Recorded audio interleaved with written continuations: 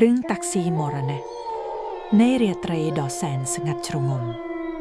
ដំណក់ទឹកភ្លៀងបានធ្លាក់មកប៉ះនឹងផែនដីបង្កជាសំឡេងដ៏គួរឲ្យខ្លាចសុផលបានឈរនៅចិញ្ចើមផ្លូវម្នាក់ឯងខណៈដែលខ្យល់ត្រជាក់បក់មកប៉ះរាងកាយ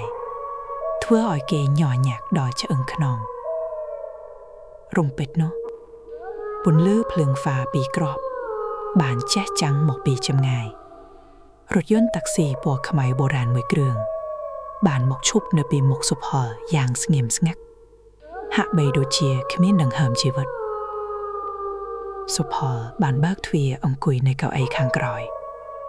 នៅក្នុងឡានមានសម្ភារត្រជាក់ស្រេងនិងមានក្លិនធូបក្រអូបរហើលាយឡំជាមួយក្លិនស្អុយរលួយយ៉ាងចម្លែកអ្នកបើកបរអង្គុយស្ងៀមធ្មឹងគ្រប់ដំណក់ដោយមុខពណ៌ខ្មៅបិទបាំងមុខជិតឈឹងខណៈដែលរថយន្តចាប់ផ្ដើមធ្វើដំណើរសុផលមានអារម្មណ៍ថាមានអ្វីមួយយ៉ាងមិនប្រក្រតីគេព្យាយាមសម្លឹងមើលកញ្ចក់មើលក្រោយប៉ុន្តែគេបែរជាមិនឃើញរូបភាពឆ្លោះនៃរបើកបរឡើយមានតែអាវចាស់រហែកតែព្យួរនៅលើកៅអីប៉ុណ្ណោះឡានបានបង្ក្រានល្បឿនយ៉ាងលឿនឆ្ពោះទៅកាន់ផ្លូវងងឹតតែគ្មានមនុស្សរស់នៅសុផលព្យាយាមទាញទ្វារឡានដើម្បីចុះតែទ្វារទាំងអស់ត្រូវបានជាប់សយ៉ាងណែនមិនអាចកម្រើកបានឡើយស្រាប់តែអ្នកបើកបរនោះបានងាកក្បាលមកក្រោយយឺត180ដឺក្រេផ្ទៃមុខរបស់វាមានសម្ភាររលួយខ្លោចគ្មានខ្នែកនិងមានឈាមហូរស្រក់តាមចន្លោះធ្មេញហាក់បីដូចជាទើបតែងើបពីភ្នោ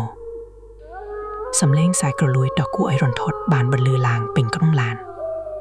ខ្មោចតាក់ស៊ីនោះបានលូកដៃដ៏ស្គមស្កាំងមានក្រចកវែងមករកករបស់សុផលខណៈដែលឡានកំពុងបោះពួយសំដៅទៅរកខ្លោងទ្វារវត្តមួយរថយន្តបានជ្រុលទៅបុកនឹងខ្លោងទ្វារវត្តយ៉ាងពេញទំហឹងសុផលបានខ្ទាតចេញពីឡានមកលើដីទាំងរពួរខ្មោចតាក់ស៊ីនោះបានលូនចេញពីគំនរបាក់បែក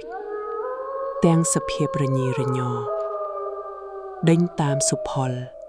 ដោយក្តីអាឃាតភ្លាមនោះមានពន្លឺពណ៌មាសជះចេញពីក្នុងព្រះវិហារព្រះសង្ឃចំណាស់មួយអង្គដែលពោពេញដោយបារមីបាននិមន្តចេញមកទាំងសន្តិភាពក្នុងព្រះហស្ថកាន់ខ្សែគុតនិងចាប់ដើមសូត្រមន្តសម្រាប់ប្រលឹងខ្មត់អំណាចព្រះសង្ឃបានសូត្រធម៌មហាកម្លាំងចក្រធ្វើឲ្យវិញ្ញាណខ្មោចនោះក្តៅក្រហាយនិងស្រែកធ្ងន់យ៉ាងខ្លាំង